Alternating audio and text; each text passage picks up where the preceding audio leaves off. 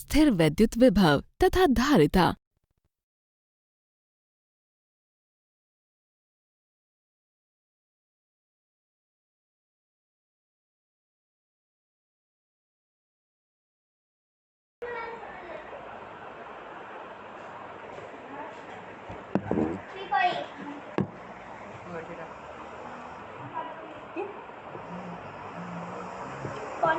आइए निम्नलिखित अवधारणाओं पर चर्चा करें।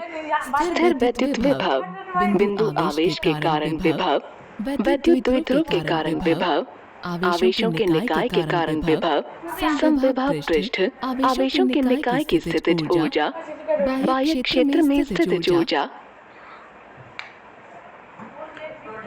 चालक स्थिर वैद्युतिकी, पराविद्युत तथा ध्रुवण, संधारित्र तथा धारिता, समानांतर पट्टिका संधारित्र, धारिता पर परावैद्युत का प्रभाव, संधारित्रों का संयोजन, संधारित्र में संचित ऊर्जा।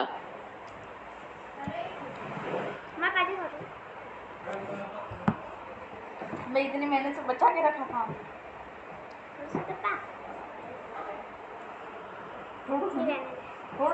आवेश तथा आवेशों के वितरण से उत्पन्न विद्युत क्षेत्र के विषय में हम पिछले अध्याय में अध्ययन कर चुके हैं।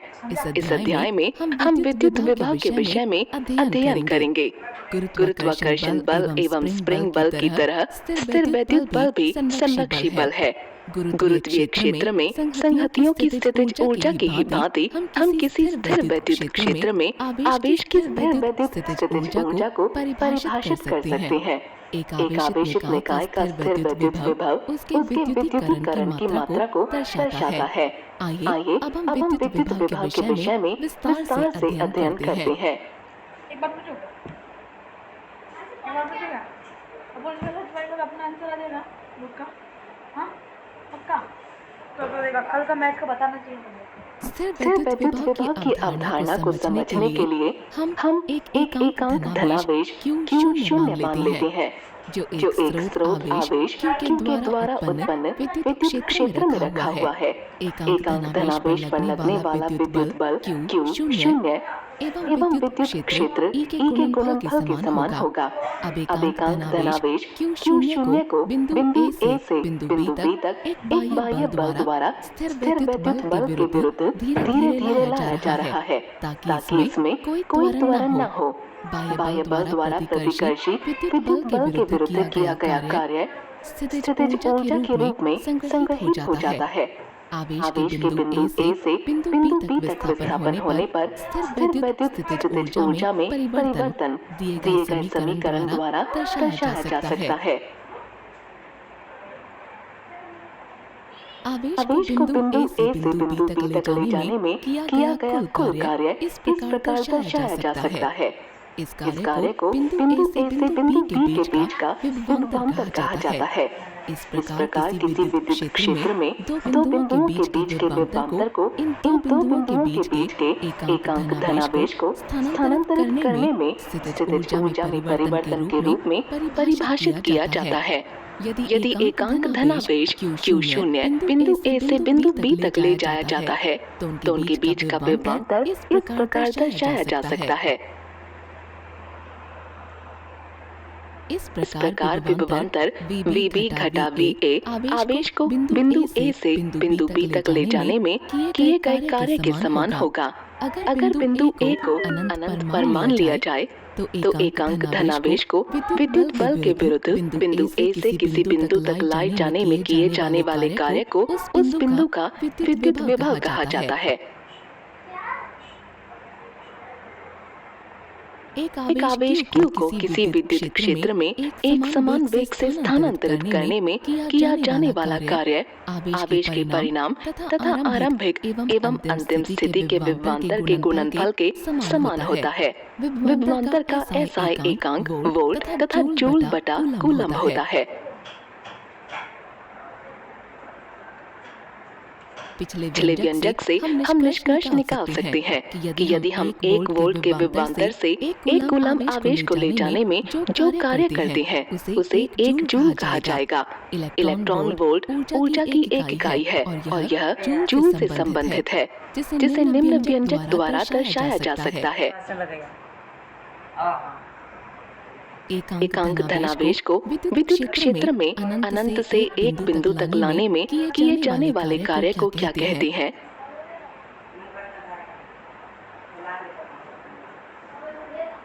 सही उत्तर है विद्युत विभव।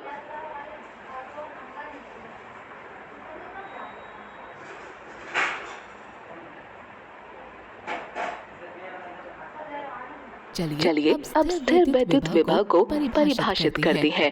एक विद्युत क्षेत्र में किसी बिंदु का स्थिर विद्युत विभव बाहरी एजेंट द्वारा एकांक धनावेश को अनंत से उस बिंदु तक ले जाने में किए जाने वाले कार्य के समान होता है। यह एक अदिश राशि है। आइए अब एक बिंदु आवेश के कारण स्थिर विद्युत विभव का व्यंजक प्राप्त करें।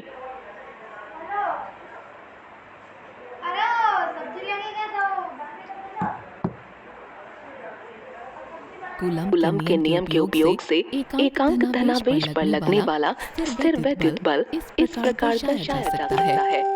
अगर हम किसी एकांक धनावेश को आवेश Q की ओर ले जाते हैं तो यह कार्य इस बल के विरुद्ध होगा।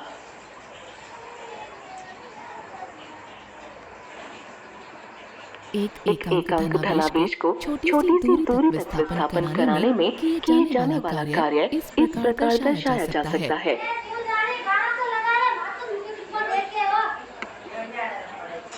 इस छोटे से विस्थापन के समीकरण को अनंत से r के बीच समाकलित करके कुल कार्य का व्यंजक पाया जा सकता है, जहां r आवेश से अंतिम बिंदु की दूरी है। समीकरण 1 कार्य का व्यंजक दिखाता है। स्थिर विद्युत विभव की परिभाषा से हम जानते हैं कि स्थिर विद्युत विभव समीकरण 2 द्वारा दर्शाया जा सकता है, क्योंकि यह कार्य तथा एकांक धनावेश के अनुपात के परिमाण के समान है। समीकरण 1 से समीकरण 2 में कार्य के मान को प्रतिस्थापित करते हुए हमें एकांक धनावेश के कारण विभव के लिए अंतिम व्यंजक मिलता है।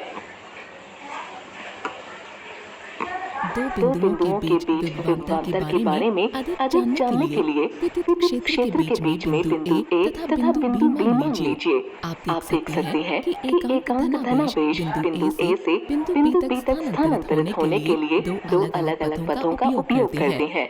परिभाषा के अनुसार बिंदु A तथा बिंदु B के बीच विभवांतर किसी बाह्य एजेंट द्वारा बिंदु A से बिंदु B तक स्थानांतरित करने में किए गए कार्य के समान होता है। विभवांतर का करीबी व्यंजक समीकरण 1 में दिखाया गया है।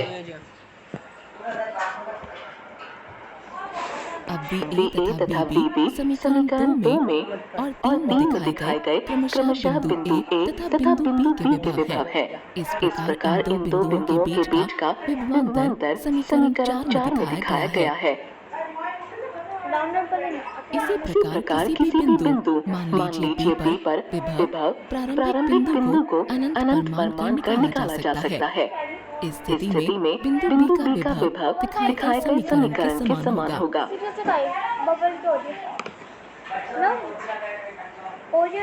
क्योंकि विद्युत विभव कार्य प्रति एकांक आवेश होता है, इसलिए इसकी SI इकाई जूल प्रति कूलम अथवा वोल्ट होती है। एक कूलम के आवेश को विद्युत क्षेत्र के बीच में 1 जूल ऊर्जा द्वारा बिंदु A से बिंदु B तक स्थानांतरित करने वाला विभव 1 वोल्ट होता है। दिखाए गए समीकरण से यह स्पष्ट है कि एकांक धनावेश को स्थानांतरित करने में किया गया कार्य केवल आवेश से इन बिंदुओं की दूरी पर निर्भर करता है।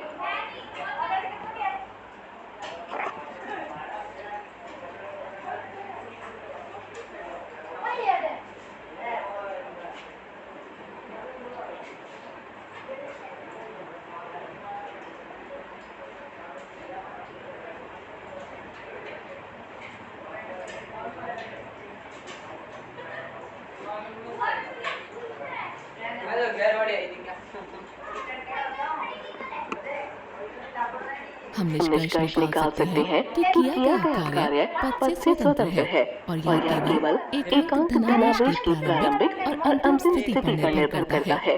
इससे पता चलता है कि विद्युत क्षेत्र और विद्युत बल दोनों संरक्षी हैं।